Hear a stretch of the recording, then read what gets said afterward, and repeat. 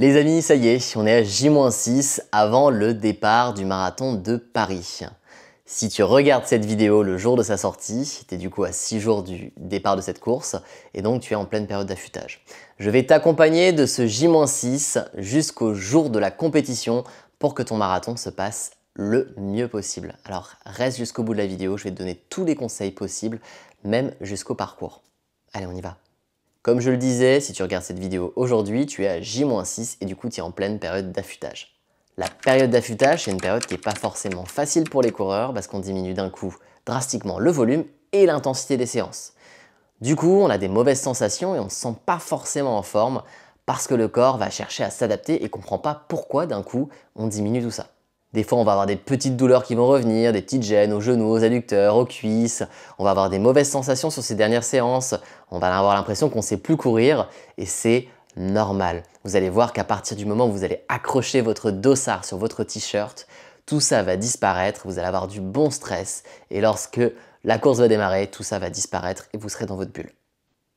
Faites-moi confiance, j'en ai fait des marathons et ça se passe comme ça à chaque fois pour moi et pour tous mes élèves. Pour bien réussir votre période d'affûtage, il y a deux principes importants à respecter. Premier principe, la diminution de votre volume d'entraînement doit être progressive sur la première semaine d'affûtage et exponentielle sur la dernière. Si vous étiez par exemple à 100 km par semaine, à 2 semaines avant votre marathon, on aurait tourné plutôt autour des 70 km. Et la semaine d'avant votre marathon, vous pouvez tourner autour des 30 à 40 km en diminuant du coup de 50% votre volume global par rapport à votre plus grosse semaine. On dit diminution du volume, mais on dit aussi diminution de l'intensité. Globalement, il vous reste une séance de fractionné à caler à J-4 de votre marathon, une petite séance un petit peu de rappel à allure marathon où vous allez faire 3 à 4 fois 1200 mètres par exemple. Je trouve que c'est une bonne séance, ça permet d'être un petit peu sur ses allures, se rassurer, de toute façon c'est plus maintenant que l'entraînement va avoir effet. Caler un petit footing ou un deuxième en fonction de votre volume d'entraînement en début de semaine et surtout votre check-out dont on reparlera tout à l'heure. Il est aussi temps à J-6 de se pencher un petit peu sur l'alimentation. L'alimentation est super importante, surtout pour un marathon. À J-6, il va commencer à être important de rééquilibrer un petit peu son assiette. Essayer de manger un peu plus équilibré, on limite un petit peu les sources de gras, on essaie de retrouver un bol alimentaire qui est plutôt ok. À J-6, il faut juste simplement reprendre une alimentation équilibrée, on limite l'alcool, on limite un petit peu les fibres, les sources de mauvais gras, etc. Et on se penchera un peu plus sur la question à 48-72 heures avant la course. À J-4, comme je vous le disais, vous allez faire votre dernière séance de fractionné. Il est plus temps de faire ses preuves. C'est terminé. Je vous conseille de faire un 3 à 4 fois 1200 mètres à l'allure de votre marathon. Sur piste, de préférence, pour pouvoir avoir une allure bien régulière, éviter de se blesser au dernier moment, un petit échauffement, une petite récupération, on rentre chez soi et on est rassuré. Encore une fois, si vous avez des mauvaises sensations, c'est ok, c'est normal. Le stress, le bon stress va vous aider et la mise du dossard vont vous aider à être en forme le jour J et faites-moi confiance là-dessus. Si vous avez fait une bonne prépa, il n'y a pas de raison que ça se passe mal. On arrive à J-3 et c'est là qu'il va falloir commencer à mettre quelques petites choses en place. En termes d'alimentation, on va commencer à favoriser un maximum les glucides et les protéines en mettant un tout petit peu de côté les lipides. Donc on va augmenter la ration de riz, de pâtes, de pommes de terre, des choses qu'on a l'habitude de digérer, c'est pas le moment de tester des choses. On va essayer de limiter les ingrédients complets, donc les pâtes complètes, le riz complet parce que ça se digère un peu plus difficilement et surtout c'est plein de fibres et du coup forcément le jour J c'est pas forcément une bonne idée, surtout si vous avez des problèmes digestifs. En termes de protéines, on reste sur ce qu'on a l'habitude de faire, des œufs, du poisson, de la viande blanche de préférence ou alors des protéines végétales si vous en avez l'habitude. C'est le moment de recharger un maximum ses stocks de glucides. Mais recharger ses stocks de glucides ça veut pas dire prendre 3 kilos, on est d'accord ? On va aussi commencer à arrêter définitivement l'alcool. On va aussi commencer à arrêter le fromage, les aliments qui sont inflammatoires, le lait, on va limiter. Et tous les ingrédients qui vont vous provoquer des problèmes digestifs. Et ça, c'est vraiment propre à chacun. Sur un marathon, chaque détail compte et il n'y a pas de vérité. L'idée, c'est de faire en fonction de ce que vous avez l'habitude de faire et d'avoir des repas les plus digestes possibles. L'important aussi, ça va être de soulager votre cerveau en faisant une petite checklist. Si vous êtes en dehors de Paris, pensez à réserver tous vos transports. J'espère qu'ils sont réservés à l'avance. Si vous êtes en petite couronne, réservez votre RER, regardez bien les horaires de train pour le jour J. Essayez de vous décharger mentalement. Tout ce qui va être retiré de votre mental sera disponible le jour de la course. On n'utilise pas de choses qu'on n'a jamais utilisées, pas de nouveaux shorts, pas de nouveaux t-shirts. Ne vous faites pas avoir le jour où vous allez sur le salon, vous allez avoir envie de tout acheter, la nouvelle paire de chaussettes, les dernières chaussures. C'est absolument pas le moment. Courez avec vos chaussures habituelles, avec une tenue que vous avez déjà essayée, avec les ravitaillements que vous avez déjà essayés. Il n'est pas temps de tester quelque chose, même si votre influenceur préféré vous a dit qu'il fallait passer à 42 grammes de glucides de l'heure à la place de 40. C'est pas le moment. Vous avez préparé cette course, vous êtes sûr de vous, vous avez été encadré et c'est maintenant que vous allez faire vos preuves. Vous n'avez plus besoin de changer votre stratégie et n'écoutez surtout pas les gens autour de vous qui vous disent « t'aurais dû faire comme ça, t'aurais dû faire comme ça ». Non. De toute façon, si vous avez fait des erreurs, si vous êtes mal préparé, c'est pas le moment de changer les choses, ça ne changera plus rien. Maintenant, il faut faire en sorte que la course soit la plus simple possible pour vous. Donc déchargez-vous mentalement. Faites-vous une petite checklist, notez-vous tout ce dont vous avez besoin le jour J, vos chaussures, vos chaussettes, on fait du bas vers le haut, en tout cas moi c'est ce que j'ai l'habitude de faire. Je regarde mes pieds, je me dis ok, du bas vers le haut, j'ai besoin de quoi? Donc mes chaussures, c'est fait, les chaussettes, mon short, un caleçon si vous en mettez un, le t-shirt ou la tenue en fonction de ce que vous mettez, le sac d'hydratation si vous en avez un, sinon vos ravitaillements, donc moi ce sera des gels et c'est tout parce que moi je prends l'eau directement sur place. N'oubliez pas votre flasque d'eau et votre boisson énergétique, préparez tout en avance. Alors pas trop longtemps en avance, la poudre on la met pas 2 jours avant parce que sinon ça va moisir. Mettez-la le matin même et préparez votre flasque et votre petite poudre à côté. Vos lunettes, vos AirPods ou vos écouteurs si vous avez l'habitude d'en mettre. Votre casquette, préparez tout de côté. Votre dossard avec vos 4 épingles. Votre petit ticket pour les consignes. Et comme ça vous êtes prêts, vous avez tout dans un sac. Et le jour J quand vous vous lèverez, vous prenez ça et vous n'avez plus qu'à penser à votre petit déj et partir. Donc là, on arrive à J-1 de la course. Normalement, vous avez récupéré votre dossard. C'est le moment de faire votre petit check-out. Le check-out, c'est un petit footing qui va vous permettre simplement de délier vos jambes, de mettre un petit peu de rythme et d'éviter que vos jambes soient complètement rouillées à cause de la phase d'affûtage. Le top, je trouve, c'est de faire 20 à 30 minutes de footing et d'y intégrer 1 km à l'allure de votre marathon. Moi, c'est ce que je fais généralement, je pars sur 30 minutes et je vais partir courir 1 km à l'allure visée pour mon marathon. C'est une séance qui n'est pas du tout exigeante, ça permet de se rassurer et ça permet de se mettre en condition et de se dire « Ok, là c'est la dernière sortie, la prépa est terminée et demain j'attaque la course ». Généralement, moi j'ai l'habitude de la faire, de faire ce check-out le plus tard possible, entre guillemets, vers 19-20 heures, la veille de ma course. Ensuite, vous rentrez, vous prenez votre petit repas de la veille en limitant un maximum, s'il vous plaît, les fibres et tout ce qui vous provoque des problèmes digestifs. Franchement, des pâtes du riz, des pommes de terre avec un œuf ou une autre source de protéines, ça fait vraiment l'affaire et c'est cool. Une bonne nuit de sommeil.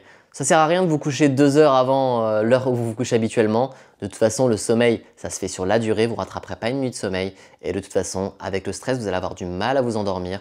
Donc couchez-vous à vos heures habituelles, avec votre rythme habituel, on ne change rien. On prépare son réveil pour le lendemain et on est parti pour notre course. Le réveil a sonné, c'est le matin de votre course. Il est temps de faire votre petit déjeuner. Encore une fois, quelque chose de digeste avec une petite source de glucides, avec une grosse source de glucides et quelques protéines. Moi, personnellement, j'ai l'habitude de partir sur 2 à 3 tartines de pain avec du beurre et du miel, avec un œuf à côté et ça fait vraiment l'affaire. 1 heure avant le départ de ma course, je prends un gel et ensuite je tourne à 60 grammes de glucides par heure. Je prends environ un gel toutes les demi-heures, donc 2 fois 30 grammes par heure, 60 grammes. En termes d'hydratation, je vous recommande de prendre, si vous n'avez pas un ravitaillement sur vous, le ravitaillement tous les 5 km. On en parlera plus en détail sur la course. J'ai fait une vidéo spécifique sur Instagram du marathon et de son parcours. Je vous la mets juste ici. Je vous laisse l'écouter et on se retrouve juste après. 10 jours, c'est le temps qui reste avant de prendre le départ du marathon de Paris 2025. Et dans cette vidéo, je vais avec vous analyser l'entièreté du parcours, les difficultés, les ravitaillements et vous expliquer tout ce qu'il faut faire pour être finisher de la meilleure manière possible. Le départ, comme vous le savez, se fait au niveau des Champs-Élysées. Le départ est sur un faux plat descendant, sur une immense avenue, la plus belle avenue du monde, et vous arrivez au niveau de la place de la Concorde. Ce premier kilomètre est extrêmement facile et vous pouvez très vite être galvanisé par l'événement et avoir envie d'aller vite, gardez-en, le marathon c'est une épreuve d'endurance et tout ce que vous ferez mal au début, vous le paierez en x2 ou x4 sur la fin du parcours. Le premier ravito arrive au 5e kilomètre. C'est tôt dans la course, vous aurez certainement ni soif ni faim, mais c'est maintenant que vous devez commencer à vous ravitailler. Et c'est hyper important pour la suite de la course. Prenez 1 à 2 gorgées d'eau et commencez à prendre vos gels en fonction de la stratégie que vous aviez. Pas de difficulté particulière jusqu'à Bastille et vous arrivez au 7e kilomètre avec une première petite côte. Ensuite on arrive au 10e kilomètre, vous prenez l'avenue de Daumesnil et commence la première difficulté avec un long faux plat montant jusqu'à l'entrée du bois de Vincennes. À ce moment-là, il faut commencer à accepter de perdre quelques petites secondes, à courir relâché, à surtout pas se crisper sur les épaules, pensez au ravitaillement du 10e kilomètre et n'hésitez pas à perdre quelques secondes pour pouvoir les regagner sur le prochain faux plat descendant. On arrive ensuite dans le bois de Vincennes et là c'est une autre course qui commence.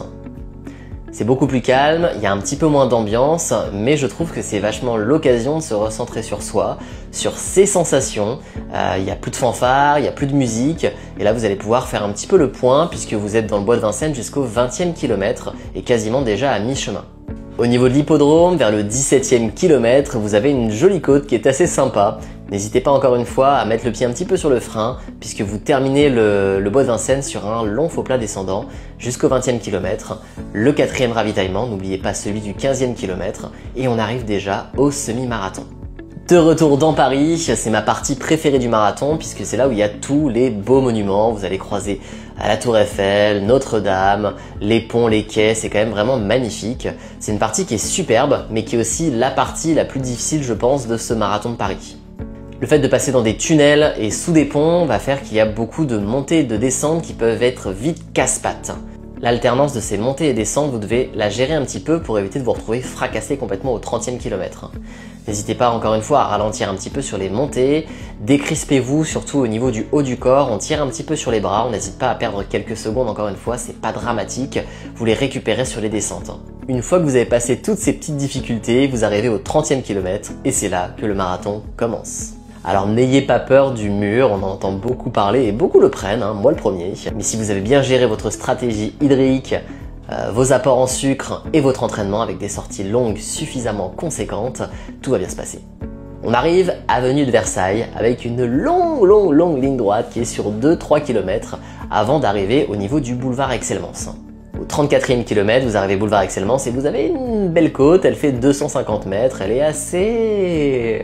voilà, hein, mais elle est courte, elle n'est que sur 250 mètres, du coup elle passe assez vite.